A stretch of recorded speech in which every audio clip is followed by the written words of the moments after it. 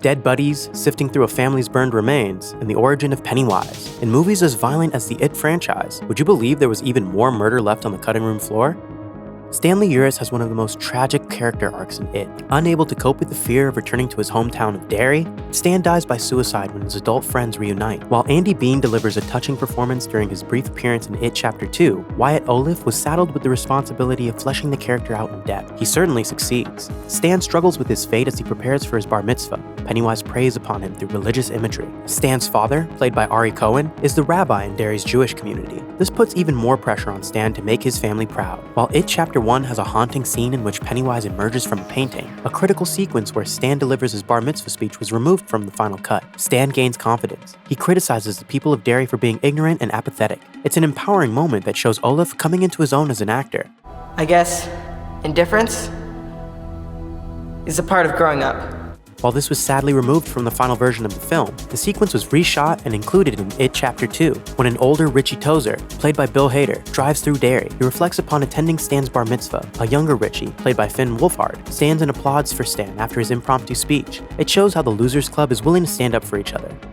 Some of the most terrifying characters in It don't have any supernatural qualities. There is a lurking evil within the town of Derry itself, as the citizens display casual cruelty toward one another. Ben Hanscom, played by Jeremy Ray Taylor, is brutalized by the school's most fearsome bully, Henry Bowers, played by Nicholas Hamilton, and the films do not shy away from the brutal way that the bullies act. Throughout It Chapter 1, Henry falls under Pennywise's influence. He brutally murders his abusive father, Butch, with a knife. Ultimately, the Losers Club is only barely able to escape from Henry after Mike Hanlon pushes him down a well. However, a deleted moment from the film shows just how evil Henry has become. When he torments Ben, Stan, Eddie, and Bill earlier in the film, Henry is accompanied by his cohorts, Belch Huggins and Victor Chris. A moment removed from the final edit shows that Henry murdered his former friends by slitting their throats. The scene depicts Henry still shaking as he grips the steering wheel of his dad's car. He watches the Losers Club as they prepare to face off against Pennywise, while his friends sit dead in the passenger seats.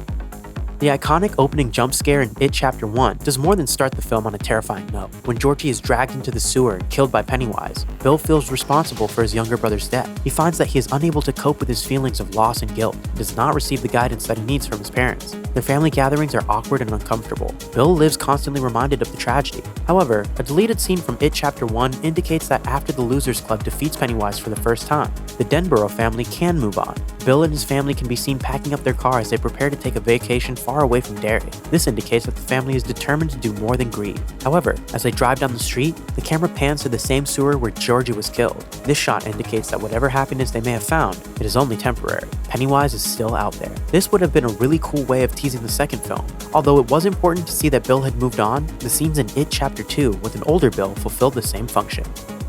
Poor Wyatt Olive. There are two great scenes featuring a young Stan that were removed from the final version of It Chapter 1. Before his bar mitzvah, Stan is forced to spend many evenings alone, studying for the sacred rite of passage. This isolates him from his friends and helps explain why he feels so distant from them. The other members of the Losers Club do not struggle with their faith in the same way that Stan does. Stan knows that any misbehavior on his part will embarrass both his family and his community. The deleted scene shows Stan's father watching him prepare for his bar mitzvah. He cautiously watches his son to make sure that he is prepared and will not make any mistakes. Do you want to bring shame on me and your mother?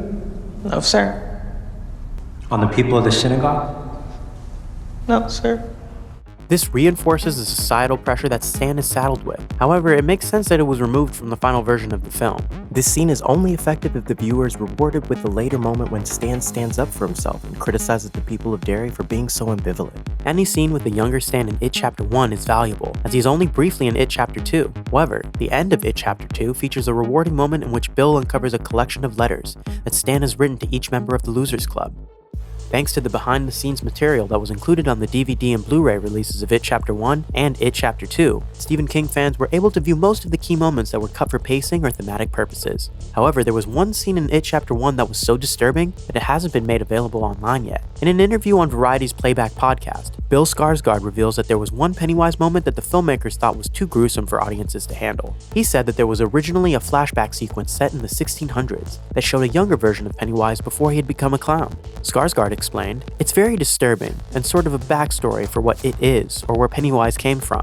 The idea is the It entity was dormant for thousands and thousands of years. The scene hints at that. Director Andy Muschietti reinforced this claim and said that he felt that the scene might have been too confusing. In an interview with Consequence of Sound, he expressed how giving viewers too much information to chew on might cause more disappointment than satisfaction. While the backstory of Bob Gray may have been a little out there for casual viewers, it seems like something that King fans might enjoy seeing. Hopefully it will surface online later on.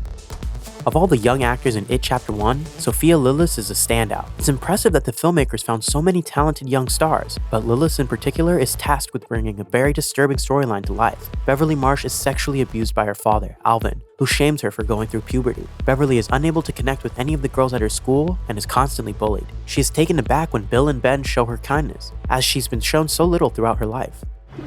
Your hair is beautiful, Beverly. Oh. Right. Thanks.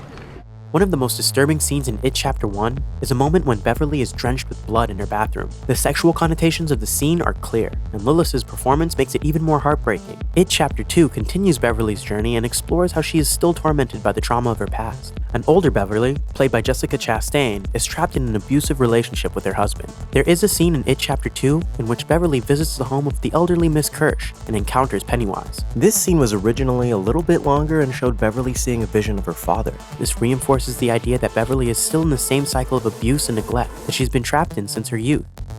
Mike has a very important role in It Chapter 2. Unlike his friends, Mike chooses to stay in Derry and meticulously research the town's mystical origins and the evil that has been lurking beneath its surface. After the Losers Club all meet up again at the Chinese restaurant, Bill follows Mike to learn more about his research. Mike gives Bill drugs that blur his vision and explain how the Native American ritual of Chud will allow them to purge the evil entity from Derry. This is what the Losers Club ultimately tries to use to defeat Pennywise at the end of the film. While it's important to see that Mike is working hard to save his friends, it would have been more powerful if the audience got to learn more about his past. According to cinematographer Checo Verisay, an intimate sequence involving Mike's backstory was removed from It Chapter 2. In an interview with Collider, Verisay said that the scene depicts Mike returning to his childhood home around the time it burns down. He adds that Mike is a very lovable character throughout, so I think the audience will have a wonderful time seeing what he remembers of that moment. At 169 minutes, It Chapter 2 is already a very long movie, and some great moments may have been cut for time.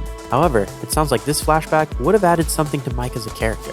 If you or someone you know may be the victim of child abuse, please contact the Child Help National Child Abuse Hotline at 1-800-4A-CHILD, 1-800-422-4453, or contact their live chat services.